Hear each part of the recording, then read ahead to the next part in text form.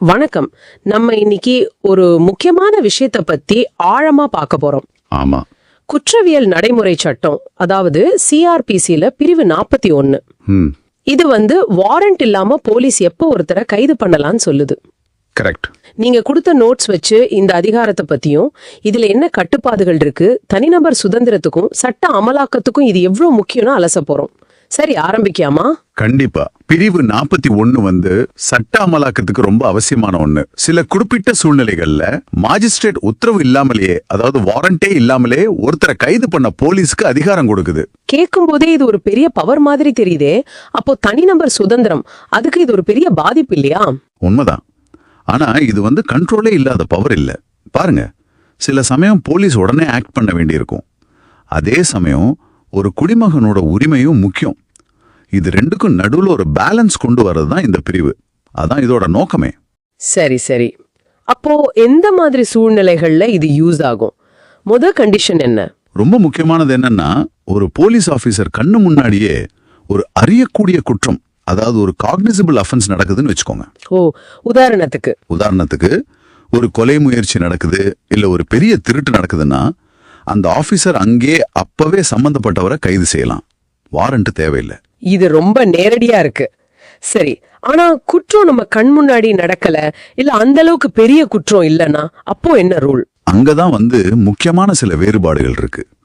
குறிப்பா 7 வருஷம் வரைக்கும் ஜெயில் தண்டனை கிடைக்கக்கூடிய குற்றங்களுக்கு. ஆமா, 2008 ஒரு பெரிய மாற்றம் கொண்டு வந்தாங்க. சும்மா ஒரு புகார் வந்துச்சு, இல்ல ஒரு சந்தேகம் இருக்குங்கிறதுக்காக மட்டும் கைது பண்ணிட முடியாது. அப்படியா? அந்த திருத்தம் ஏன் அவ்வளவு முக்கியம் சொல்றீங்க? ஏன்னா அந்த போலீஸ் ஆபீசர் கைது பண்றது அவசியம் அப்படின்னு முதல்ல திருப்தி அடையணும். அவசியம்னா எப்படி? அதாவது மேலும் குற்றம் நடக்காம தடுக்கவோ, இல்ல விசாரணை சரியா நடக்கணும், சாட்சியை அழிக்காம தடுக்கணும், சாட்சிகளை மிரட்டாம இருக்கணும், இல்ல கோர்ட்டுக்கு கண்டிப்பா வருவாருன்னு உறுதிப்படுத்தவோ, இது மாதிரி காரணங்களுக்கு கைது தேவைன்னு அவரு நினைக்கணும். முக்கியமா ஏன் கைது பண்றோன்னு காரணத்தை எழுதி பதிவு செய்யணும். இது தேவையில்லாத கைதுகளை தடுக்க ஒரு முக்கியமான ஸ்டெப். ஓஹோ, புரியுது.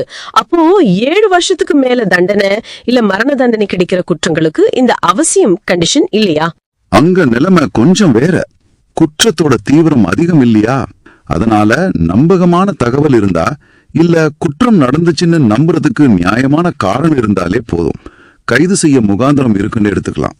அந்த அவசியம்ங்கிற நிபந்தனை அங்க இவ்ளோ கடுமையா இல்ல.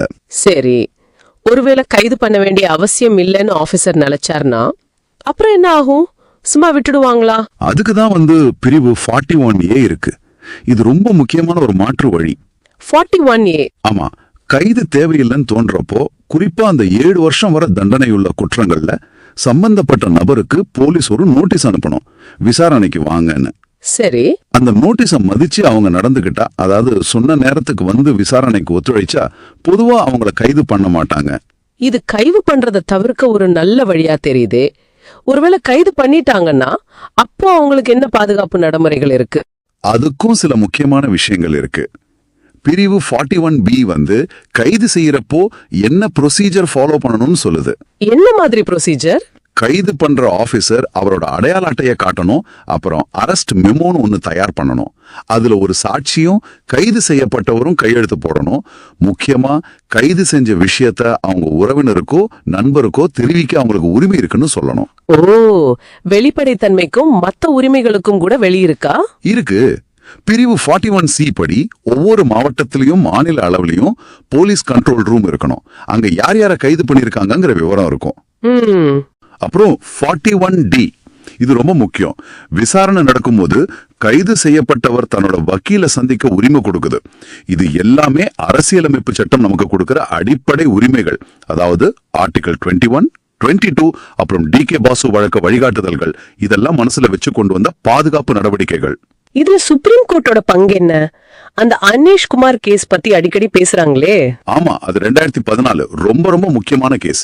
7 வருஷம் வரைக்குமான குற்றங்களுக்கு கைதிங்கிறது கடைசி பட்சமா தான் இருக்கணும். அது ஒரு ருட்டீன் ப்ரொசீஜரா ஆயிடக்கூடாதுன்னு கோர்ட் ரொம்ப தெளிவா சொல்லுச்சு.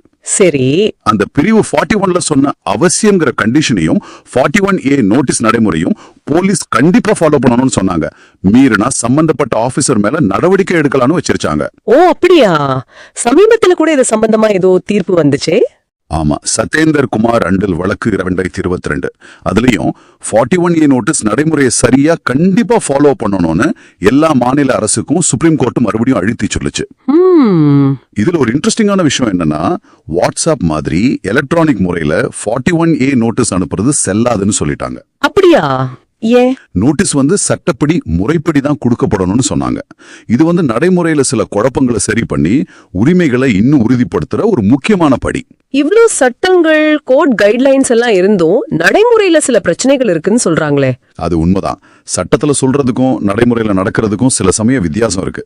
அதிகாரத்தை தப்பா பயன்படுத்துறதா புகார்கள் வருது. அப்புறம் மக்களுக்கு அவங்க உரிமை பத்தின முழு விழிப்புணர்வு இன்னும் வரல.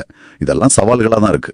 ஆஹா, மொத்தத்துல பார்த்தா பிரிவு 41 போலீஸுக்கு ஒரு முக்கியமான அதிகாரத்தை கொடுத்தாலும் அதை பேலன்ஸ் பண்ண 41A மாதிரி மாற்று வழிகளும் 41B-C-D மாதிரி நடைமுறை பாதுகாப்புகளும் சுப்ரீம் கோர்ட் வழிகாட்டுதல்களும் இருக்கு. மிகச் சரியா சொன்னீங்க. இது ஒரு ரொம்ப நுட்பமான பேலன்ஸ். தனிநபர் சுதந்திரமும் முக்கியம், அதே நேரம் சமூக பாதுகாப்பும் முக்கியம். இதுக்கு நடுவுல சரியான கோட்டை வரையறது ஒரு தொடர்ச்சியான முயற்சி தான். சரி, இந்த ஆய்வு முடிக்கிறதுக்கு முன்னாடி ஒரு கேள்வி தோணுது. இந்த சட்டங்கள், கட்டுப்பாடுகள் எல்லாம் இருந்தும் கைது அதிகாரங்கள் தப்பா பயன்படுத்தப்படாம தடுக்கவும், அதே சமயம் தேவைப்படும் போது போலீஸ் சரியா செயல்படவும் இப்போ இருக்கிற அமைப்பு எந்த அளவுக்கு போதுமானதா இருக்குன்னு நீங்க என்ன நினைக்கிறீங்க? நீதியையும் சுதந்திரத்தையும் ஒன்னா பாதுகாக்க இன்னும் என்ன செய்ய வேண்டி இருக்கலாம்? இத பத்தி யோசிச்சு பாருங்க. அடுத்த ஆழமான ஆய்வில் சந்திப்போம்.